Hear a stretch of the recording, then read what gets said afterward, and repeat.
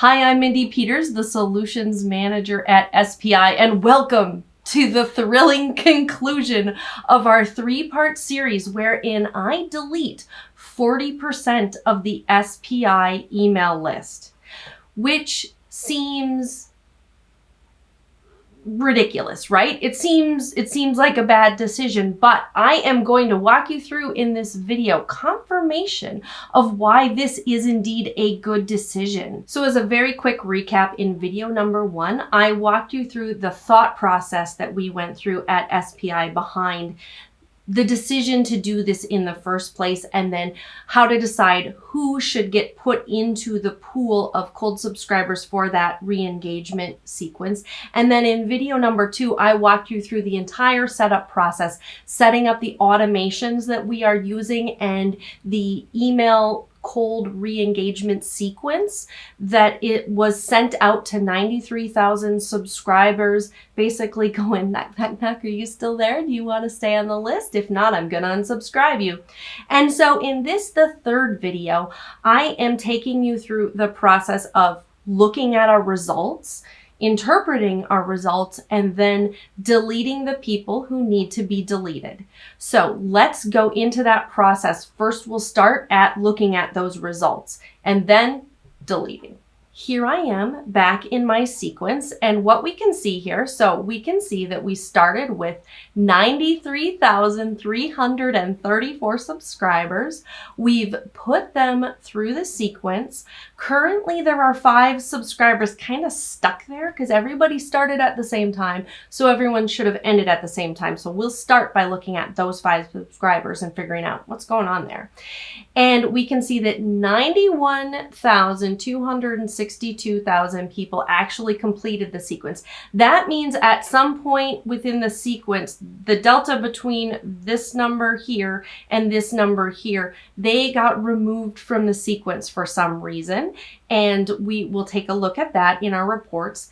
And so then we have 91,262,000 people who are marked for deletion.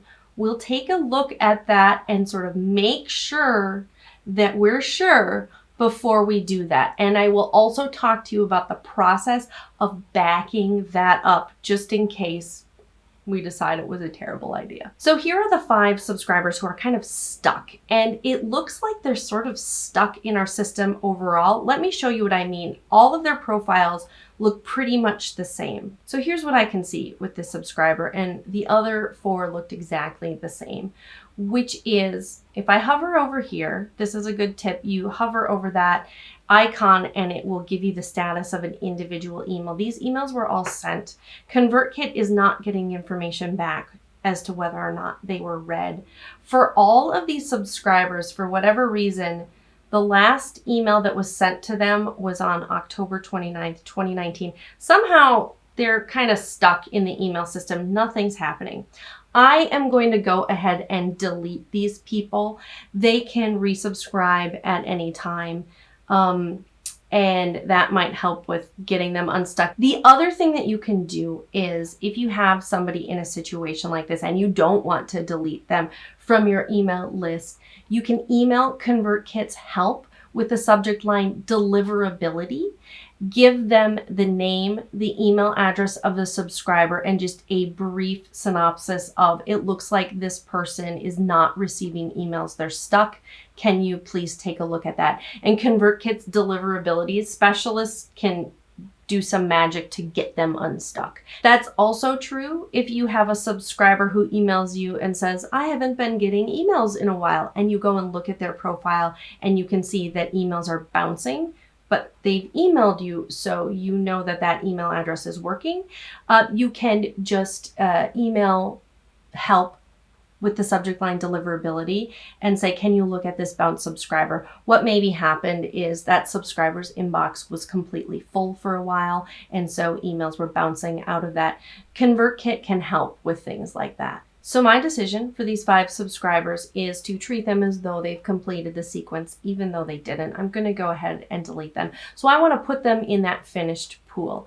I am going to put a check mark here and go over to bulk actions And I'm going to choose the tag from my automation that is the complete. It's the tag that is essentially my pool of people to delete. I'm going to manually apply that tag to these people. I'll hit save. This will take a moment. If this was a much longer list, it could take a few moments. I will refresh the page and put a check mark here and see, okay, if this button sort of lights up again, that means my bulk action is complete and I can do another bulk action. And so for these people, I am going to remove them from this automation.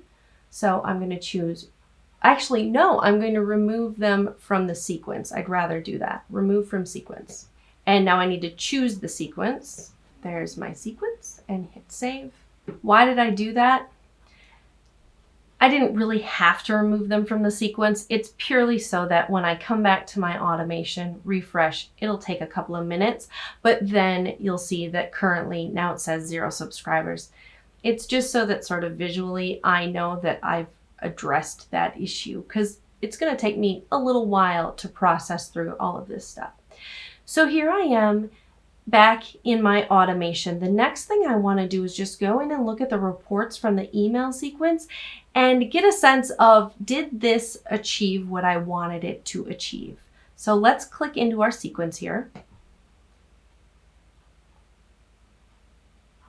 And at the top here, I'll click on reports. So here I am in our report, and the first thing my eye is drawn to are these miserable open rates. Look at that. 1.3%, 1.5%, 1.2%, 4.8%. This to me is validation of us undertaking this whole project. Now, yes, we could keep these 91,000 people on our email list for vanity's sake, because it makes us feel good to have an email list that is 40% higher. It makes us feel like we are more influential maybe, but we're paying a lot of money for that vanity. And I don't think it's worth it. It's not worth it in terms of actual like monetary cost, but it's also not worth it in the way that this drags down our engagement. It makes it harder for us to predict how people will react to our emails, and it is ruining our sending authority with Gmail, Apple Mail, places like that. And so if you want more about that, I talk about those things in video number 1. This is not worth it. And so these people have got to go. The second thing that I see here is in those open rates, there is a slight boost in the last email, and that I attribute down to the subject line. So in video number 2, I talked about my reasoning behind emails 1, 2, and 3 not having subject lines that say, I'm unsubscribing you tomorrow. Watch that video to get a sense of why, but basically it was, I want to come out the gate with really great content, because that is the type of email that most of the time I'm trying to get you to click on. I don't just want to keep you on the list because you saw I'm unsubscribing, but then the only emails you ever open from us are I'm unsubscribing you. That isn't worth anything to us. And so yes, there's a slight boost in that open rate, but look what it did. It just got me more people unsubscribing, which is fine. I mean, that's sort of the purpose here. So next, we will click into the individual emails just to look at the click rates on those for the incentives that I was offering. We're just going to try to get a sense of, did any one incentive kind of do better than the others, just for future information, as well as just generally see how that went. So to look at the individual email click rates, you can click on the email here, and that will give you the report for that email. So for this email, this was the email pitching our upcoming audience building event called Audience Driven. You should go to it. It's going to be great. So it looks like 205 people either clicked on that link or they clicked to stay subscribed. It looks like it was about 2/3 clicked to actually go to the event link, whereas 1/3 just said, just keep me on the list. I'm not interested in the event, just keep me on the list. And so for all of these people, they should have gotten the tag that says they want to stay subscribed. We'll validate that later in a different method. But if you wanted to individually sort of validate that, you can click here. And if you click here, that will take you to a list of all of those subscribers, and you can sort of dig into those subscribers further. But I'm going to show you a sort of more bulk way of just validating, making sure that these people got tagged so that they will not be removed. Let's go back to the list of emails and we will just click through all of the emails here. This is my second email, and you can see it looks like these lead magnets did pretty well, these PDFs that I shared. So as I do this cleaning in the future, it looks like sharing PDFs looks like a really good route to go. And it is interesting that there's still a subset of people who just clicked on the stay subscribed link. And some people may have clicked on multiple things. They may have also clicked on the PDF, but just to be sure, also clicked on that stay subscribed link. It's just sort of interesting to see what people interacted with. In the third email here, it looks like the Build Your Own Brand course kind of did the poorest of the 3 emails. That doesn't really surprise me all that much, just because we've been promoting Build Your Own Brand very heavily earlier this year. So most people probably have already seen this offer, but it was worth sharing. And finally, in this, it looks like this is the one that did the best, which again, it had the highest open rate, which was just, hey, click this to stay subscribed. So here we are. We've sort of reviewed all of the individual emails. Back on the sequence overview report, I think I'm done here sort of gathering the information that I want. So now we're going to move into the deletion process. And what we will do first is make sure that anybody who clicked that stay subscribed link got removed from the pool of people that we are going to delete. I'm going to interrupt myself here just before we proceed with a question that may have occurred to you, which is, why are we deleting these subscribers and not unsubscribing them? And this was something that we talked about internally too. And to some degree, ConvertKit answers this question for us with this. You don't have the ability to bulk unsubscribe anyone. You have to manually unsubscribe people. And so when I'm looking at a list of 91,000 people, I can't do that manually. And so I have to go with the automatic option, which is delete. Now, what's the difference between delete and unsubscribe? The difference is that when you unsubscribe someone, they stay searchable in your list of subscribers. So you can go back and access their data. Whereas when you delete somebody, you're removing them entirely. And so you won't have the ability to go back and look them up and see their past history with you. It's as though they were never there, right? And so that is a difference. And as you're going through this, you might think, ooh, but I want to hang on to that data. And so I will have a few more thoughts about that in the email series that you can subscribe to, that is the companion to these videos. If you go to smartpassiveincome.com/cold to sign up for that, I will have some thoughts on deleting versus unsubscribing.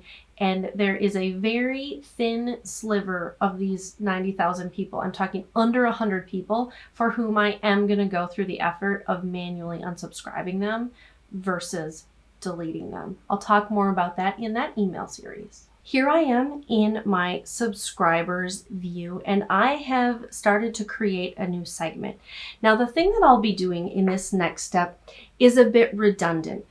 ConvertKit should have processed all of these people out, excluded them based on the automations that we set up. We don't technically need to do this step, but I am a little paranoid. I believe in sort of trust but verify, and so that is why I'm going through this step. But if you followed along in the last step, you saw that we had mechanisms to, if somebody clicked on a link, to remove them from the pool of people marked for deletion. but I want to validate that just to be sure, because I don't want to delete somebody who said, please keep me on your list. So here's how we are going to do this. I am going to pull up the pool of people who clicked on links, and the way that I will do that is by pulling up those tags first. I'm going to say matching any, and I had a few different tags in play. We'll hit add filter, and we will go to subscribed to tags, and I started them all with email maintenance. And email maintenance, stay on list, first of all, that is my tag. And I will hit add filter. And we can see, so I have 1,500 people who clicked that. Now, this is going to validate the automations I had set up for the lead magnets. That 1,500 number shouldn't change as I add in these other tags, but it will tell me if anybody got missed, basically. So what I am pulling up here are all of the trigger tags, and I talked about these in the second video. These were just the tags that got applied if anybody clicked on the cheat sheets. And when they clicked on this tag, then it should have added this stay on list tag. So we are just going to select all of these. So there are all those tags. I hit add filter, and yep, that number didn't change, which is awesome. That means that all of my automations sort of worked as I expected. But then the last thing that we are going to do here, we're going to add a filter, and we are going to say and matching any and tag, and we are going to check here the list of people marked for deletion, and this should result in 0 subscribers. Cold list pruning complete, and I will hit add filter. Ooh, so I'm so glad that we did this. I did get some subscribers here. I got 475 subscribers who got the tag that said, I would like to stay on the list, but then somehow they also got this cold list pruning complete tag. What this is telling me is that I made a mistake somewhere. And so I went back through my automation and I found a spot where I had a mistake in my link trigger, and mistakes are totally okay. I do this stuff all the time and I still make mistakes. It's totally okay to make mistakes. That's why we do things like this, which is our little trust but verify exercise. So when I went back and I looked at my second email here, and I have all of these links here and the link trigger on these. So if somebody clicks on these, if I click here, you should see it should be trigger, email maintenance, online course creation. I noticed that, so I had a different automation for each of those lead magnets, and I noticed that this automation had 0 subscribers, even though I know people clicked on that link. So that means my link trigger was wrong. And click here. And indeed, I had added the wrong tag. I had been moving too fast, and my tag should have been something different. Should have been this tag. So I'm going to edit it so that it is right for the next time that I use this, as well as for anyone who has subscribed through smartpassiveincome.com/cold, you can get, I will share these automations with you so that you can add them into your own system. And I've just updated those things. So what this means is anyone who clicked on that link didn't get that stay subscribed tag. So actually this problem doesn't explain those 475 people that we pulled up in that segment. We'll come back to that. But what we need to do is tag these people. This is where the reports come in handy. We'll go back to the report and click on the report for that email. And I'd mentioned that you can pull up a list of anybody who clicked on an individual link. We're going to go and do that right here so that I can tag those people I didn't catch before. I will click on this, and this pulls up for me a list of everybody who clicked on that link. I am going to select all of those subscribers. I will put a check mark here, and I will select all of those people. And the key things that I want to do, I want to add a tag and remove a tag. So I'm going to add stay on list to them. That will take a moment to process. And then I will remove the tag that puts them in the delete list. Here I go, removing the tag.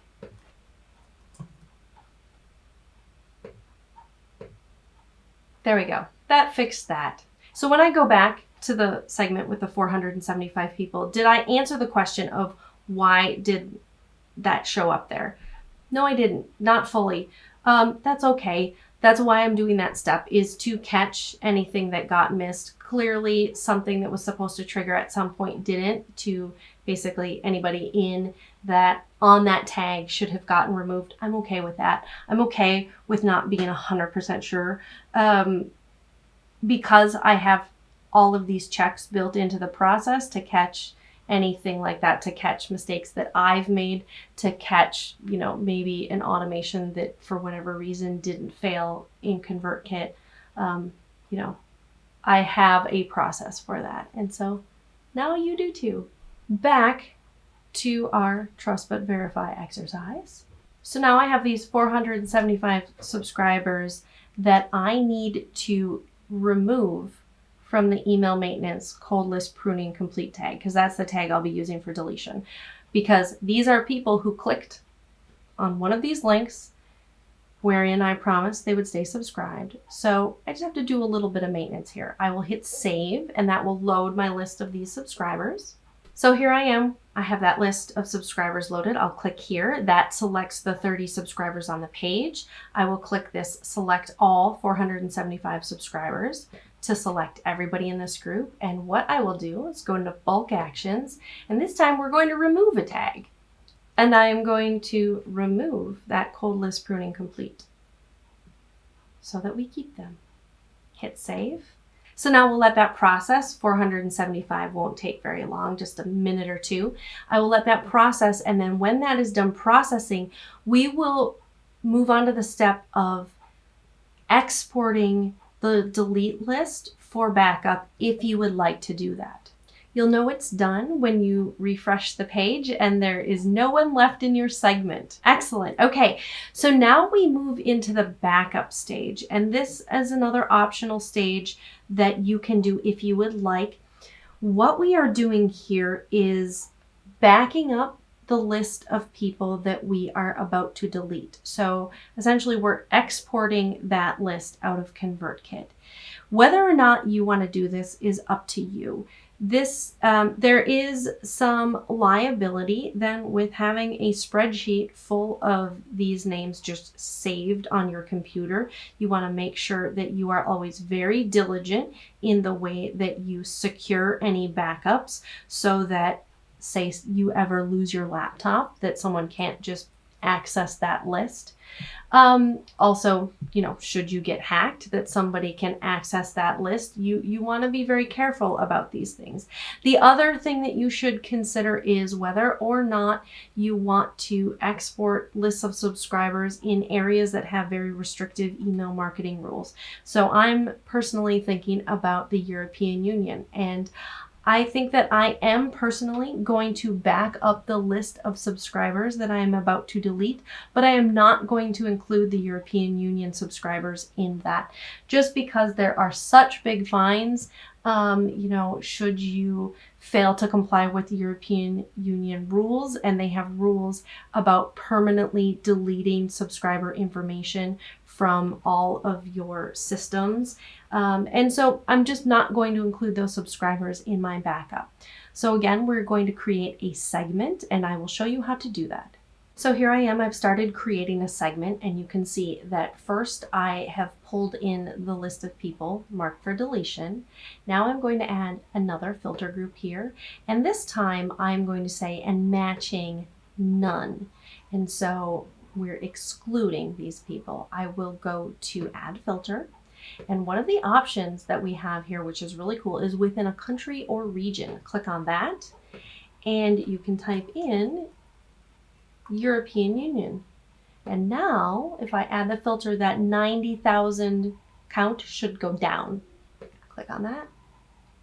And yep, you can see it knocked off about 6,000, 5,000, 6,000 subscribers from that. So those are the people who are in the European Union. We are excluding them from our backup. I will hit save. So that list took a while to load, but it has loaded, and now I will export it. And we do this from bulk actions, just like we've been doing all these other steps. So we'll check the box, Then click the link to select everybody.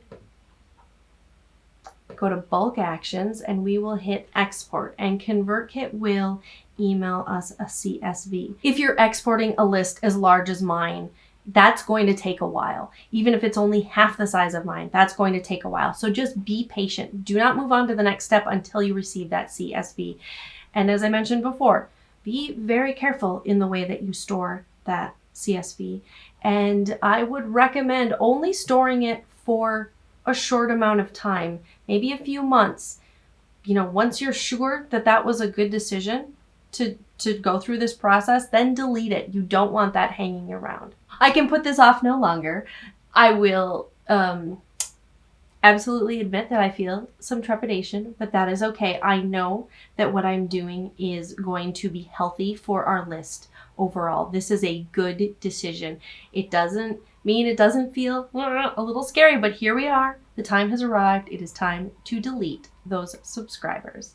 So I have my list pulled up and it is large. Let me see what my final total is. It's 90,267 people. So here we go.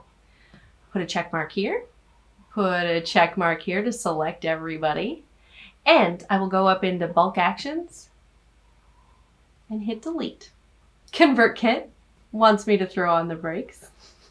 But here we go.